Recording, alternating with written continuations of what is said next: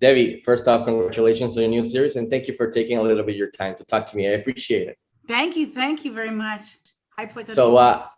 yeah, let's talk Patty in this series. I love that you continue to play strong, sassy, sharp-tongued characters, like in this one. So, how fun was it portraying Patty, basically the right hand of this secret organization, and on top of that, being the female character that gets to be the same one around all these crazy male characters, basically. Yeah.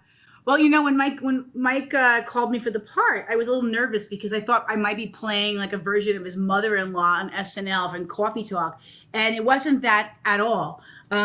He allowed me to make Patty into my own, and it was just great because Patty, she like lives, I think, in Long Island. She's the only one who doesn't sleep at the Pentaverate, and coming to work, she's like a blue collar chick who's just like focused and passionate about her work, and she's she is like mentored by the head, Lord Lordington, who is brilliant, and so she's kind of in this society, and it was just great because like there's a lot of testosterone in the room. And what I love is the opportunity to play somebody who, just because of an accent, whether it's your accent, my accent, we often get typecast.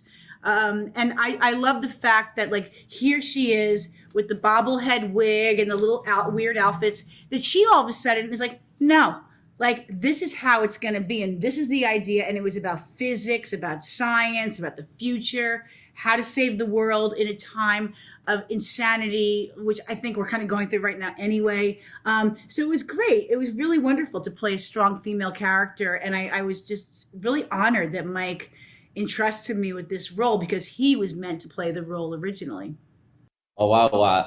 And you were fantastic in it. So I was gonna lead to the second question that with all that's been going on these last couple of insane years, would you say that the idea of the Pentaverate, a secret group manipulating, global events, is it more relevant? Is it more relevant now more than ever? I mean, why is the audience going to have fun with this kind of premise? Well, I think the audience is going to have fun just based on the performances.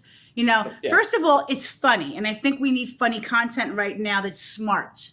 It's a Mike Myers piece, so there's a crowd, like everyone loves Mike Myers and Austin Powers. I think also that I don't know about secret societies, but I do feel that we're in a moment right now where if we don't have people that pick the world up in a sense and start saving communities and start saving people and generations to come and think about the kids and what's happening in the world right now is really nuts. And even though this is a fake world, in the real world there is a future that we need to think about, and kindness and being thoughtful and thinking about humanity, that we have to really pull it together. I mean, like I live in Italy, but I right now. But like for me, when I come back here, it's like every day I turn the news on, I'm like, no, oh my God. It's really crazy times. You are correct. So, lastly, I wanted to ask you, how fun was it working with Mr. Mike Myers? I mean, on the series, did you get to improvise a lot on set with him, with the rest of the cast? And what's one of your favorite films of his, of Mike Myers? Well, obviously back in the day, we all watched SNL. We all watched Wayne's Yes. World. Had a good laugh. Um, but in answer to the first question, working with him was joyful because I didn't expect him. It's been about 25, 30 years since we actually worked together.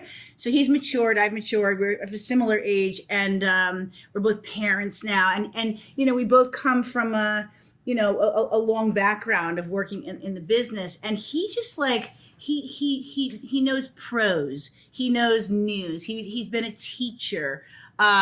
He's wears many hats. He's the showrunner, he's the writer, he's the producer, he's the editor, he's playing every character. So he's so ingrained in every aspect of this show. He's choosing the colors that you're wearing. Oh no, I don't like the bow, I want to tie it this way. So detail oriented. It's just so impressive to watch him stay in character. And as an actor to another actor, it's just kind of like, you're like, it could be very distracting because you're just watching him going like, oh my God, he's brilliant. And you're like, oh, right, I'm in the scene. I've got to like snap out of it. So there's that. One of my favorite things that he's done as of late, that I got really caught up in was Bohemian Rhapsody. I was like watching that show. He played the record manager, and I was like, wait a minute, that's Mike Myers. Oh my God. I didn't even realize it was him. And he's brilliant also in drama. He's a very, very talented actor. I mean, people just think of him as a comedian, but to me, he's a genius. Yes, he definitely is. And Debbie, again, you were awesome in this series, and congratulations on it. And thank you for taking a little bit of your time. I appreciate it. Stay safe. Take care. Gracias. And I love Puerto Rico, so I'll be back soon. Yeah. Awesome. Okay. Great to have you. Ciao. Take care.